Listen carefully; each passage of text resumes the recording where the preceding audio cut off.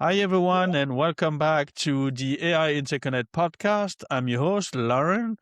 On this show, I speak with founders, CEOs, and operators who are building real system in AI, FinTech, PropTech, and regulated industry. The goal is simple, honest conversation about what's actually working, what is difficult, and what the future really looks like. And today I'm joined by Jag Prakasam, CEO at Qdeck, and Qdeck builds AI intelligence tools designed to help financial advisors and wealth firms make better decisions using data and AI workflows. Jay, thanks for being here. Very happy to have you on the show. Thanks for having me, Laurent. It's a pleasure to get on your show. Very nice. Okay. A friendly conversation, and I always like to start with your background so listeners understand the path that led you here. You have a very unique background running a quant hedge fund, managing institutional assets, and then transitioning into AI productization. Um, how did your experience running a quant hedge fund and working with unstructured investment data lead you to build QDEC and focus on wealth tech vertical? Yeah, no, it's been an interesting journey, and one of the things that has sort of remained constant in my life and the teams that I've worked with or hired or built have all had some level of AI expertise. So my background originally going back over 25 years was in chemical engineering, where I had built artificial neural net to run a heat exchanger, and I have a few published papers on it. And it was all about working with these systems that can have the learning aspect of it and reduce the level of human error in this in these systems, right? So wherever the systems are controllable, predictable, it's a lot easier to apply AI. And that led me to finance over 25 years ago. And we started building quant models around a wide variety of technologies. Not only AI, we did different statistical models, technical models, and we evolved it into a lot of AI and ML frameworks. You can think of from random forest to natural language processors to neural nets to capture volatility. A lot of our the teams that I built worked on these different areas. Um, and a big part of it was actually looking at before ChatGPT and generative AI became a thing, going back even a little over 10 years, was that we looked at unstructured data, real time news, financial news, what have you, to see if we can enhance our existing technical models or statistical models or what have you, whether the investment idea should be enter the trade a little early or get out of a trade a little early or change the risk picture has changed. Should we lever up or lever down? Those kind of decisions were made based off of this sort of intelligence from unstructured data, right? And fast forward to 2018, Mike, we are based out of Seattle, Washington, and Microsoft, being in our backyard, dropped $10 billion into OpenAI, and we figured that, hey, maybe the world is ready to accept a more um, sort of off-the-shelf version of AI. Maybe the time is right for us to go out and see if we can deliver a more commercial product rather than a more research background investment idea. And that led us into a research path, and we did close to 200 prospective client interviews. We ran a series called QCast every 6 weeks to engage with the wealth world, wealth advisor, wealth management world, and to inform them and as well as get their feedback on how they viewed their tech stack, their things like that. And out of that, what emerged is the whole wealth world had a very fractured, sort of very uh, complicated tech stack, which didn't all talk to each other.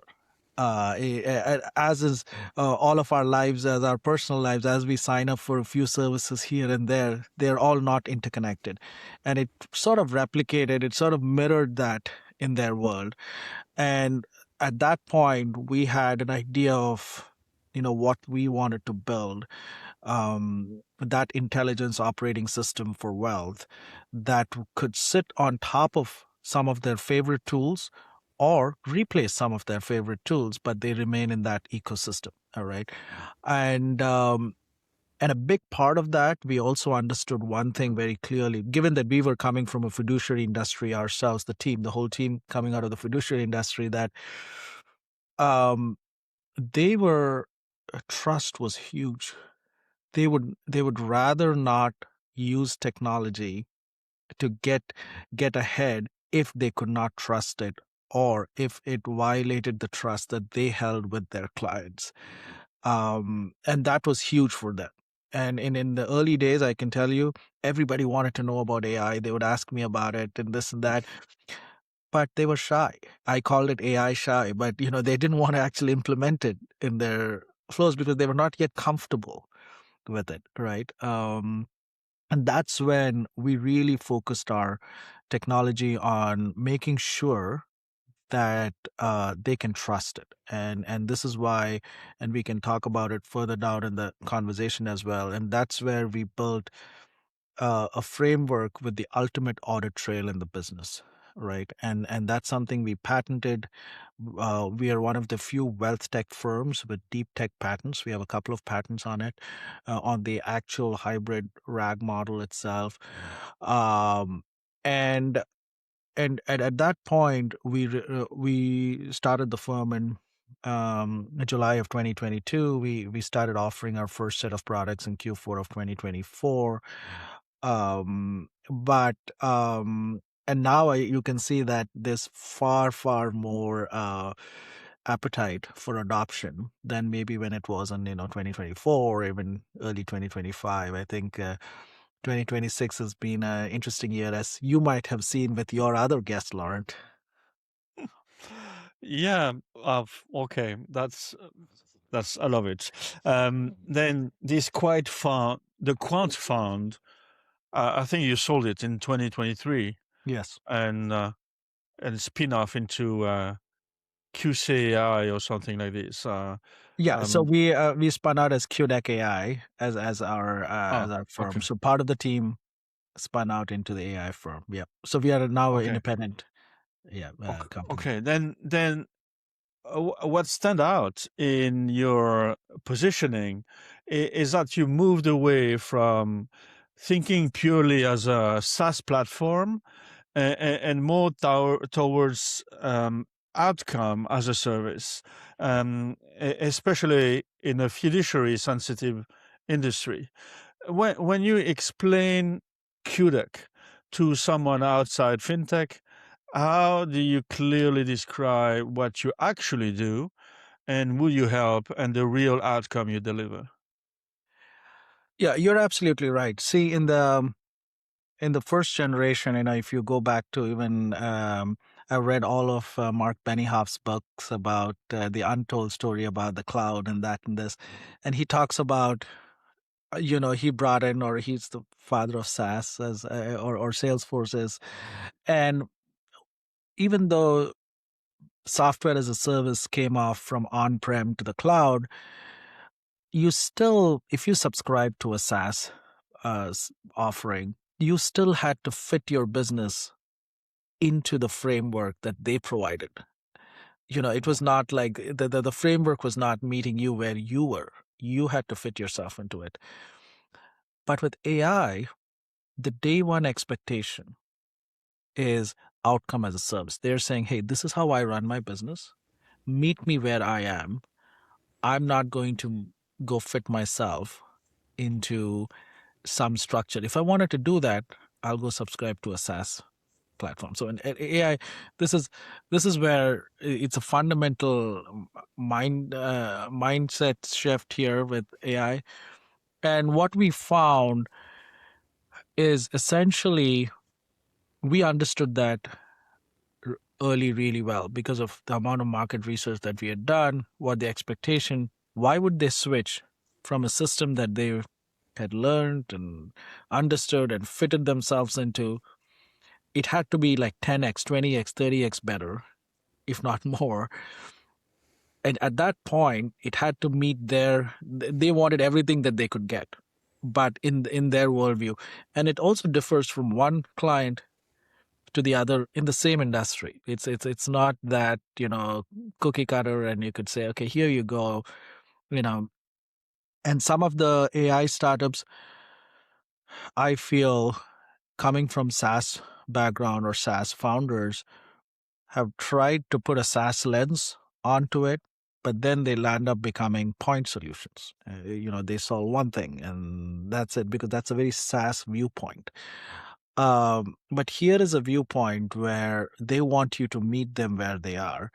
And I'll give you a simple example. It's essentially what Uber did to ride sharing. When we wanted in the old days, if you remember, if I say old days, it's not that long ago. When we wanted to get a cab, we would go to a hotel or something where we knew the cab stands were close by, and then we would go pick up a cab. But today, I don't care where you are. They come and meet you. It was a very simple concept. The car is the same. The gasoline hasn't changed. The drivers haven't changed. But they made it simple to meet you where you are. That's exactly what we are doing. It's the Uberization of technology. So we are easily meeting them where the client is. And that's what we do for them, right? So what we have created is an AI microservices architecture, all the way from client engagement through research, through all the way through execution of investment ideas. As we have created this, we have allowed for partners, best of breed, to come in and say, hey, if they had models in a certain sector or certain uh, space with live track records that advisors wanted to use, absolutely you can onboard them onto our architecture. But the big part is where what we have done is we have reimagined advisor workflows. See, what happens is, if you just add AI, a lot of them initially have added AI. The easiest thing to add is a note taker. Everybody has a note taker. Now there are so many note takers. You need another tool to look for best of breed note taker. You need to do research on note takers, right? And that's the easiest one, right? And and as I started talking to advisors, I said, what do you think of note takers? What are you getting what you want? I mean, Teams, Microsoft offers one natively where they transcribe it. Zoom offers one, and then there are like 300 others who also offer a note taker. So, what is it that you look for in a note taker? And many a times, what if you get into the psychology of it, they have told me that, Jack, I actually don't want every single word to be transcribed. I really don't. And what I really want out of a conversation is next best actions. What is the next best action out of that?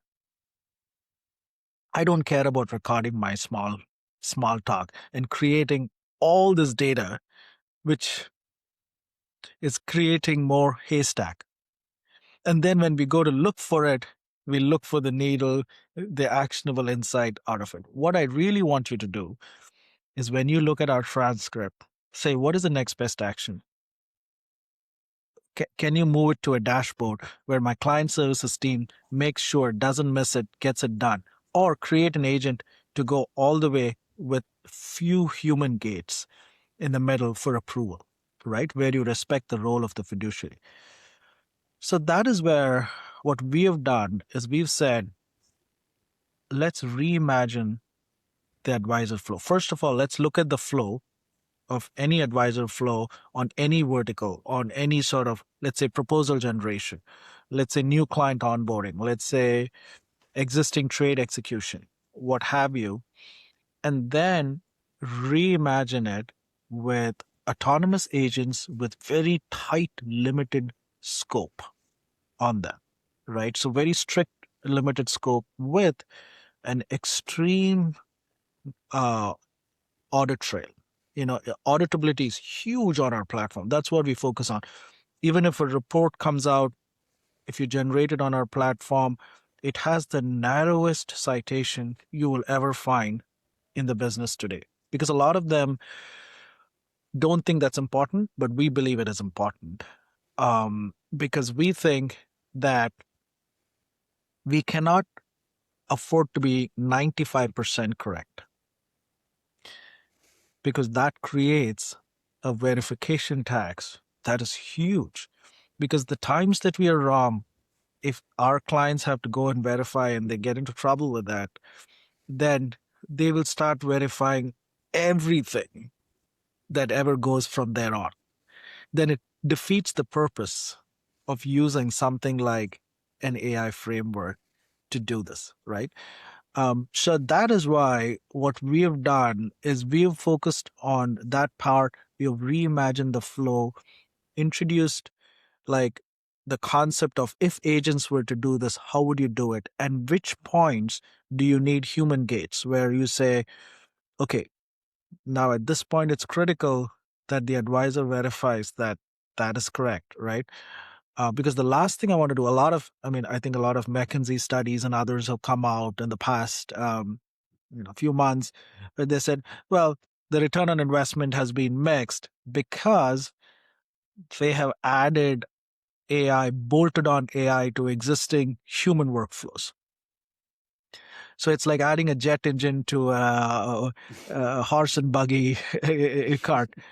It's not going to go that much faster. I mean, it's just it is a problem, right? You just have to reimagine the whole process end to end with respecting the fiduciary in the loop, um, and you will begin to see that, because in the rush to get to the market and put out something today in the AI world, everybody's like throwing stuff out because it's easy to build MVPs.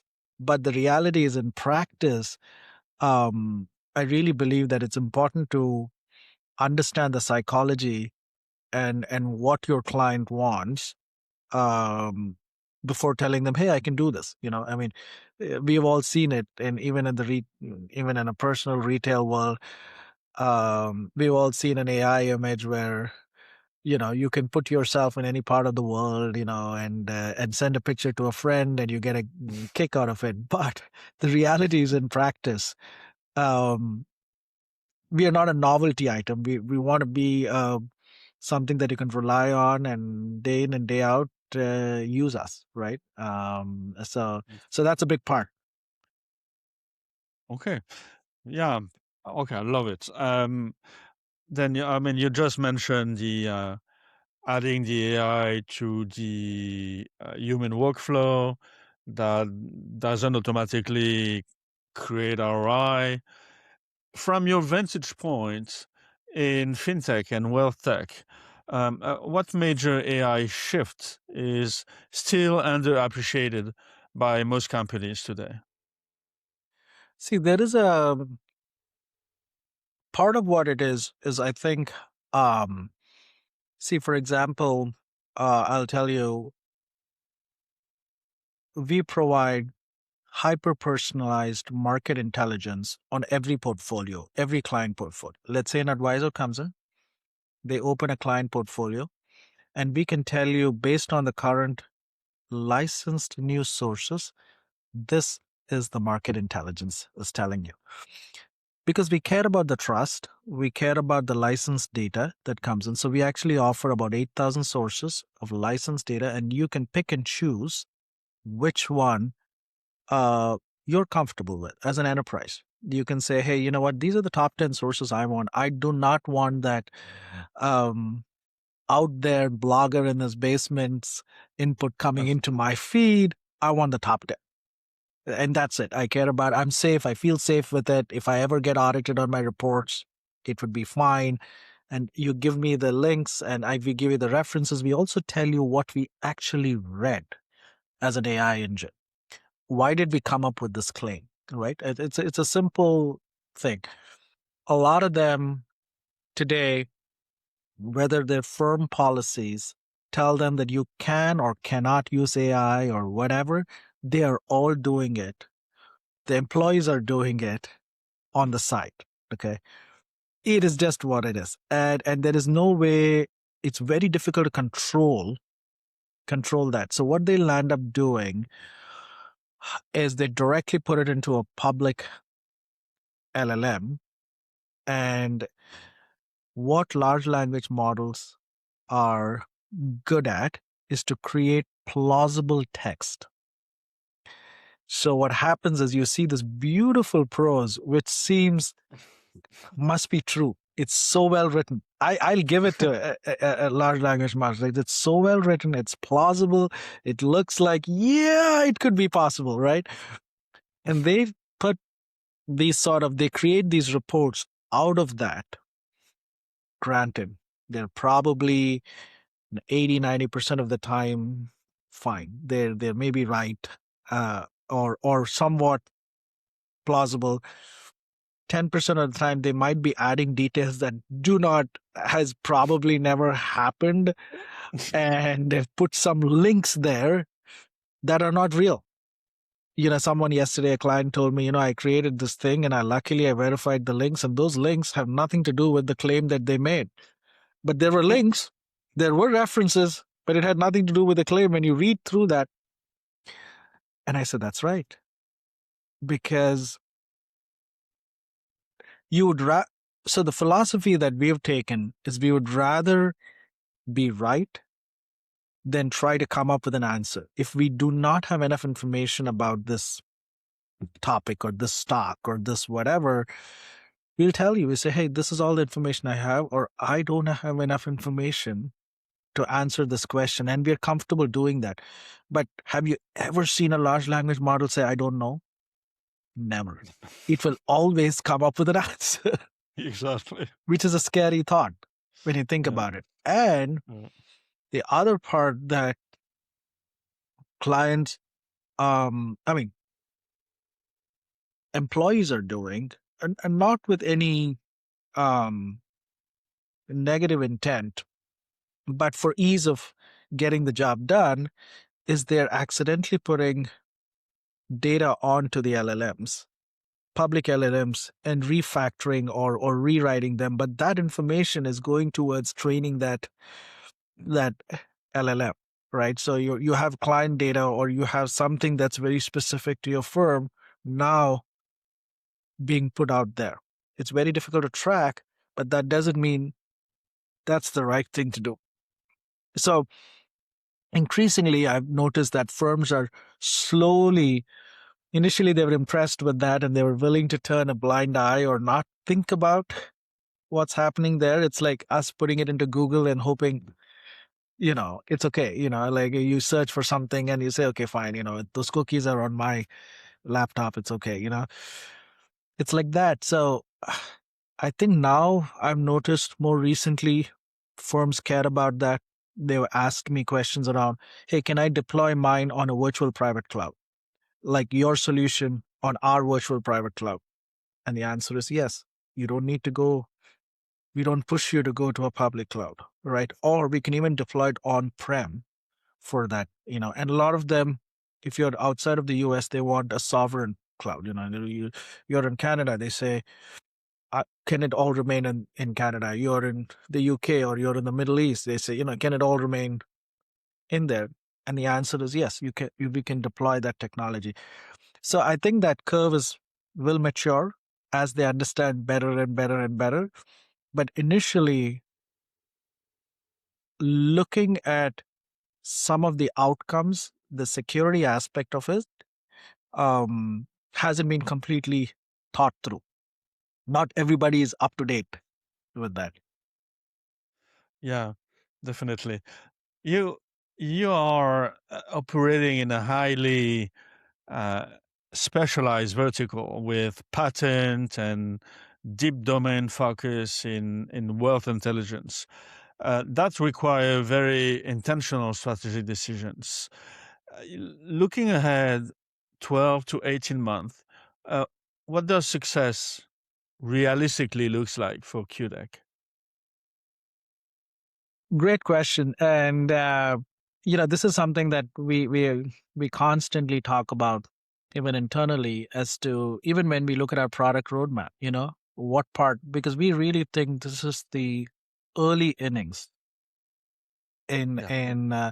wealth and AI, and early innings of it. And one of the biggest things that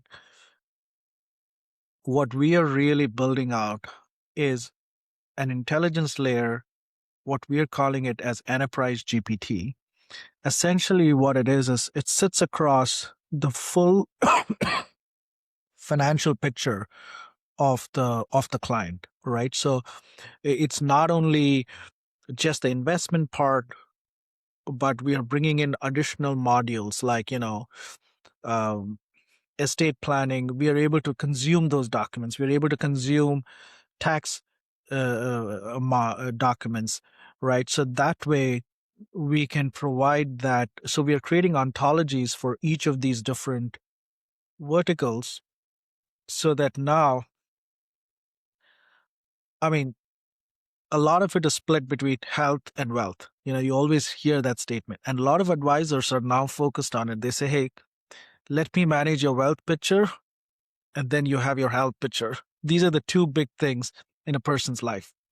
But the wealth side is really fractured. The health side, it's still a little more homogeneous, but the wealth side is really fractured. Your insurance is with someone, your taxes is with someone else, your retirement accounts are sometimes not all with you, your digital assets are managed separately, your you know so all of those modules, we are bringing it in, so that now a wealth advisor can manage the digital assets of clients as well, report on it, create hyper personalized reports, and also models on that digital assets. That's a big part today. As the wealth transfer also happens to the next generation, you can see them go invest in tokenized assets, for example, things like that.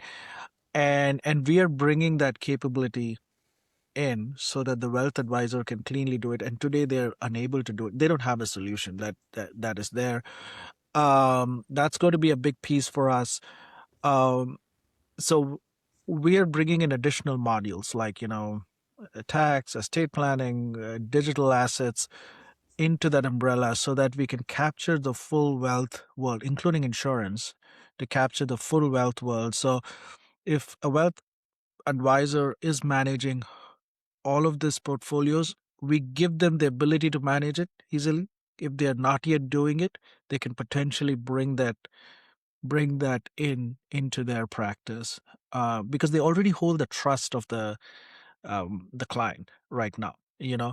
And the only reason they are not able to manage some of these things is they don't have the ability to do that, and so we are enabling them. We are a pure software provider, right? So we are enabling that layer. So we have a beautiful sort of roadmap there. I think it's an exciting space to be honest. Oh, yeah, I think so. I love it. Wow, would love to know more.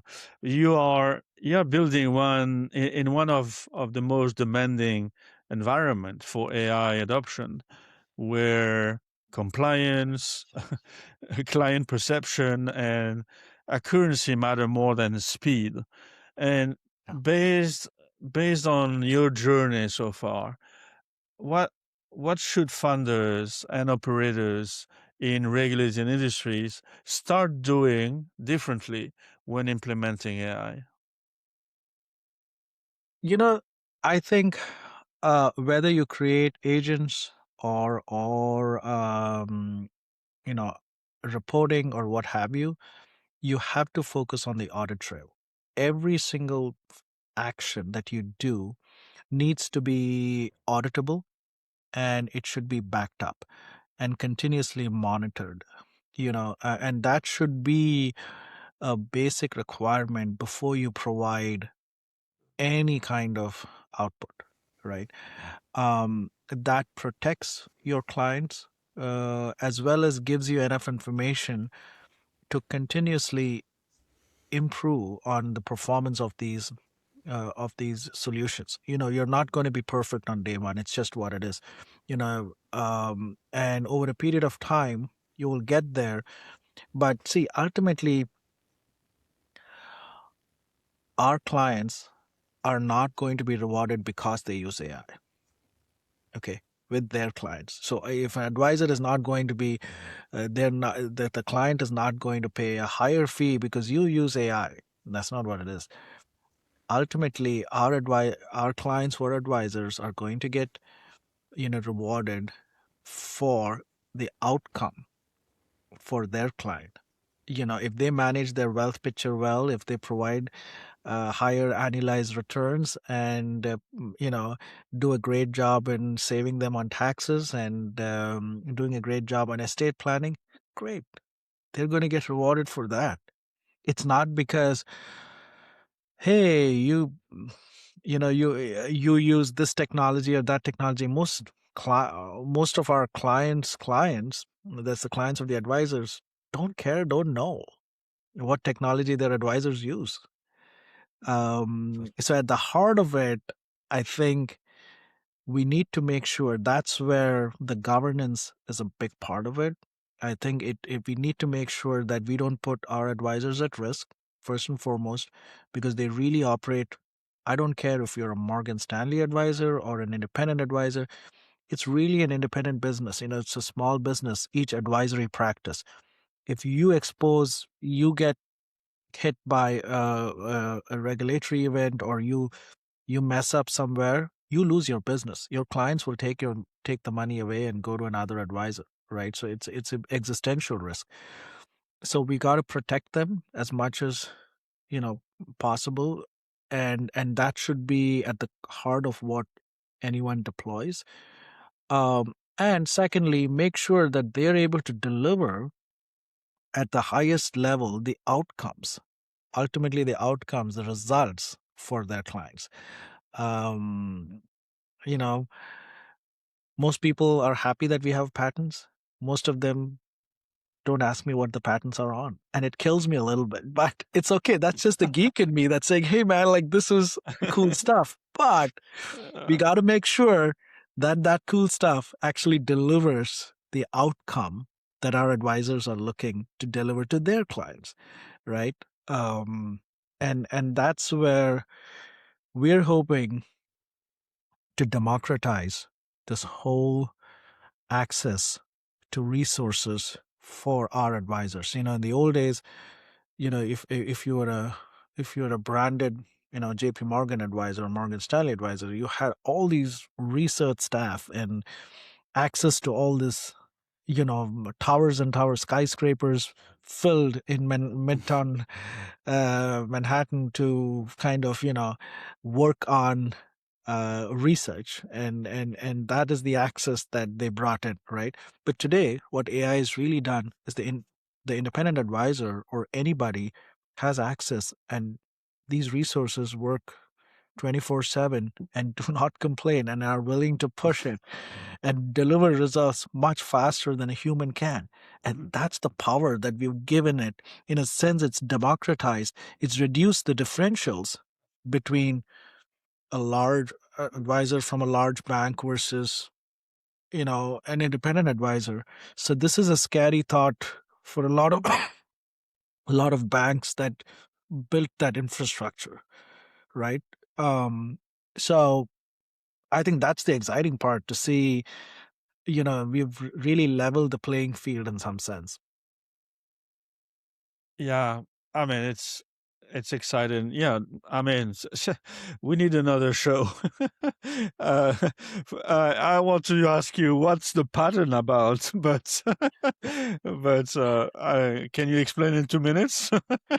No, it is on the it is in a very short 20-second version of it is essentially it's on the semantic search process. So what we do is when we look at when someone asks wants to achieve a task or wants to accomplish writing an article or writing a commentary on a portfolio, we look at real time uh, news, which is changing documents, any kind of changing documents, identify the right articles to source to answer this. So essentially what we do is, let's say if you go to a large language model, you ask a question, what have you, they're looking at 1 million documents and trying to come up with an answer.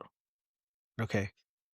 But what we do is we look at that 1 million documents and reduce that space to maybe less than 500 documents because those are the most relevant documents as we see it. So that semantic search process is huge for us because then our accuracy and precision in our results goes up dramatically because we are not looking at a much larger set, we are looking at a much smaller set. So we come in with that and then provide, that's how we are able to provide, clean auditable citations, but also we highlight what we read in these articles that helped us make that claim. Right. So our patterns revolve around that whole process there. And we don't compete with the large language models. The final step, we let our clients pick the large language model they want to just write the prose. But all of the heavy lift, identifying the articles and answering the question is done by our models that we created. And then we hand it off to their large language model of choice, or we can host our own large language model if they wanted and say, here's that beautiful prose that everybody likes to read, but now you can be rest assured that it's accurate. Okay. I love it. That's beautiful. Okay. Yeah. I think that'll be the last word because this is great. Jag, it was, I have no word. Thank you so much for taking the time. Very strong insights into your journey, your industry, and the work you are doing at QDEC. We need another show, definitely. But thank you for taking the time. Thanks a lot for It was having me, good. Laurent. It was a pleasure. Thank you. And that's it for today's episode of AI InterConnect. If you enjoy it, share it with someone who is building the future, or better yet, someone who should be. And until next time, stay curious, stay creative, and keep building. Thank you. Thank you, Jag. See you soon.